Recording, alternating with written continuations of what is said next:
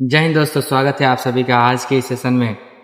आज के इस वीडियो में हम बात करने वाले हैं NCERT class 6 diversity and discrimination यानी विविधता और भेदभाव। सवाल ये उठता है कि भेदभाव क्या होता है। सबसे पहला, भेदभाव का साधारण अर्थ है भाषा, जाति, धर्म, लिंग या जन्म स्थान के आधार पर यदि किसी व्यक्ति के साथ हम अनुचित व्यवहार करते हैं, उसको कमतर समझते हैं, तो वह भेदभाव कहलाता है। अब भेदभाव के कारण क्या है? भेदभाव के मुख्य रूप से 3 ही कारण हैं। नंबर 1, पूर्वाग्रह, यानी किसी व्यक्ति या समुदाय के बारे में बिना किसी जानकारी के उसके बारे में नकारात्मक राय बना लेना। यानी किसी भी व्यक्ति को, फॉर एग्जाम्पल, अगर कोई मुस्लिम धर्म का है, अगर कोई वो गलती कर रहा है, तो हम बिना किसी जांच पड़ताल के ये कह दिया कि सारे मुस्लिम धर्म के मानने वाले लोग ऐसे ही होते हैं, तो ये पूर्वाग्रह होता है। और जो हमने ये राय बनाया है और इसी राय पर चल रहे हैं, तो ये रूढ़िवादी सोच बन जाता है। किसी समूह के बारे में पहले से ही बनी हुई राय, गलत राय, रूढ़िवादी सोच कहलाती है।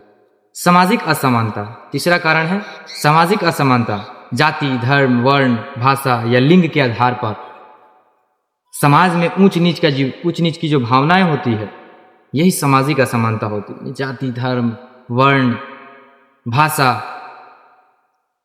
भारतीय समाज में भेदभाव के आयाम कितने हैं, इस बात को समझने की कोशिश करते हैं। इसके तो मुख्य रूप से कई आयाम हैं, लेकिन हम मुख्य रूप से 4 ही आयाम पर चर्चा करेंगे। जैसे धर्म के आधार पर, यानी धर्म के आधार पर जो भेदभाव किया जाता है वो धार्मिक भेदभाव कहलाता है। जाति के आधार पर, लिंग के आधार पर, भाषा के आधार पर, इनके सुधार के लिए कुछ भेदभाव सुधारक आए, जैसे B.R. अम्बेडकर, जिन्होंने बहुत ज्यादा जातिवाद का सामना किया, महात्मा गांधी, ये भेदभाव सुधारक थे। इसके अलावा भारतीय संविधान ने भी भेदभाव को बहुत ज्यादा दूर करने की कोशिश की। जैसे भारतीय संविधान ने समानता का अधिकार दिया, भाषा, धर्म, जाति, लिंग इत्यादि के आधार पर किसी के साथ कोई भेदभाव नहीं किया जाएगा। यदि वो करता है कोई व्यक्ति, तो वो अपराध करता है, उसे सजा दी जाएगी। विविधता का सम्मान, एक दूसरे की शिक्षा, संस्कृति और पहचान का सम्मान करना। यानी भारत में जितने भी लोग हैं वह एक दूसरे की शिक्षा, संस्कृति, उनके भाषा, उनकी जाति, उनके धर्म इत्यादि का सम्मान करें। समान अवसर मिले, सबको एक समान अवसर मिले। सहिष्णुता और भाईचारा बनाए रखें, सबके साथ सहिष्णुता और भाईचारा बनाए रखें।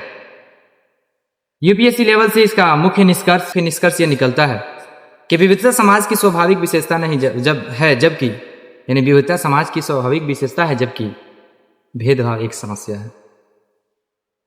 विविधता समाज की स्वाभाविक विशेषता है, भौगोलिक विशेषता है। कोई चाहे या ना चाहे, लेकिन विविधता हो ही जाएगा। लेकिन भेदभाव, कोई नहीं चाहता है कि उसके साथ भेदभाव किया जाए, लेकिन फिर भी भेदभाव किया जाता है, तो वह सामाजिक समस्या है।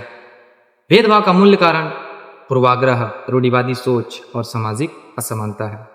पूर्वाग्रह हमने बता दिया, किसी भी जाति या किसी भी व्यक्ति के बारे में कोई ऐसी नकारात्मक धारणा बना लेना बिना किसी जांच पड़ताल के, और उसी के अनुसार अपने आप को ढाल देना और उसी के अनुसार उनके साथ भेदभाव करना, रूढ़िवादी सोच कहलाता है।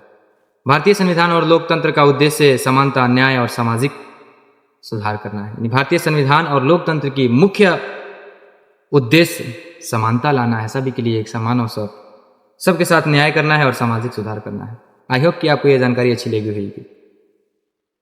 इस प्रकार हम इस आखिरी बात पर अपने इस चैप्टर की समाप्ति की घोषणा करते हैं। फिर उसके बाद हम अगले वीडियो में अगले चैप्टर को पढ़ेंगे, सरकार क्या है, व्हाट इज गवर्नमेंट। तब तक के लिए हमारे साथ जुड़े रहिए। यदि आपको ये जानकारी अच्छी लगी है तो इसे लाइक कीजिए, चैनल को सब्सक्राइब कीजिए और इस वीडियो को अपने दोस्तों के साथ भी शेयर कीजिए। और इसी तरह के कंटेंट पाने के लिए हमारे साथ जुड़े रहिए। जय हिंद।